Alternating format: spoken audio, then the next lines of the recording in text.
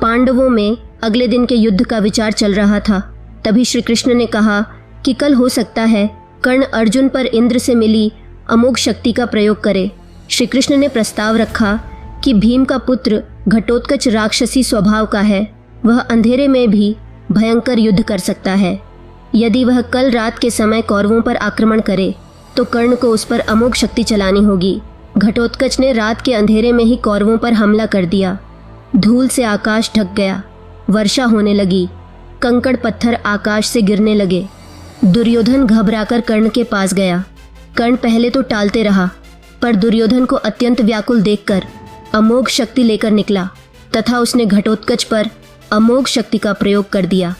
घटोत्कच मारा गया, पर कर्ण को यह चिंता हुई कि अब उसके पास अर्जुन के वध के लिए कोई शक्ति नहीं रही। रात के आक्रमण से कौरव बहुत क्रोधित थे। युद्ध के 14वें दिन द्रोणाचार्य भी बहुत क्रोधित थे। उन्होंने हजारों पांडव सैनिकों को मार डाला तथा युधिष्ठिर की रक्षा में खड़े द्रुपद तथा विराट दोनों को मार दिया। द्रोणाचार्य के इस रूप को देखकर श्री कृष्ण भी चिंतित हो उठे। उन्होंने सोचा कि पांडवों की विजय के लिए द्रोणाचार्य की मृत्यु आवश्यक है।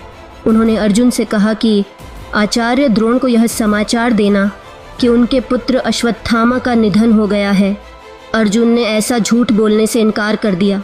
श्री कृष्ण ने कहा कि अवंतीराज के हाथी का नाम भी अश्वत्थामा है, जिसे भीम ने अभी मार डाला है। श्री कृष्ण ने युधिष्ठिर के पास रथ ले जाकर कहा, यदि द्रोणाचार्य अश्वत्थामा के मरने के बारे में पूछें तो आप हाँ कह दीजिएगा। तभी चारों ओर से शोर मच गया कि अश्वत्थामा मारा गया। द्रोणाचार्य को इस बात पर विश्वास नहीं हुआ। द्रोणाचार्य ने युधिष्ठिर से सत्य पूछा, क्योंकि वे जानते थे कि युधिष्ठिर असत्य नहीं कहते। युधिष्ठिर ने कहा, हाँ आचार्य, अश्वत्थामा मारा गया, किंतु नर नहीं, कुंजर। युधिष्ठिर द्वारा नर कहते ही श्री कृष्ण ने इतने जोर से शंख बजाया कि द्रोणाचार्य आगे के शब्द ना सुन सके। द्रोणाचार्य ने अपने पुत्र के वियोग में अस्त्र शस्त्र फेंक दिए तथा रथ पर ही ध्यान मग्न होकर बैठ गए। तभी द्रुपद पुत्र धृष्टद्युम्न ने खड्ग से द्रोणाचार्य का सिर काट दिया।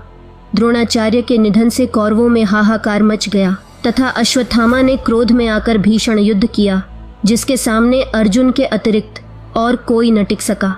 तथा शाम होते ही युद्ध थम गया। युद्ध सिर्फ बल से ही नहीं जीता जाता, बुद्धि का होना भी आवश्यक होता है। अधर्म का साथ देने वाले कितने ही बलशाली क्यों ना हो, उनकी हार निश्चित होती है। धर्म की रक्षा के लिए हर छल उचित होता है।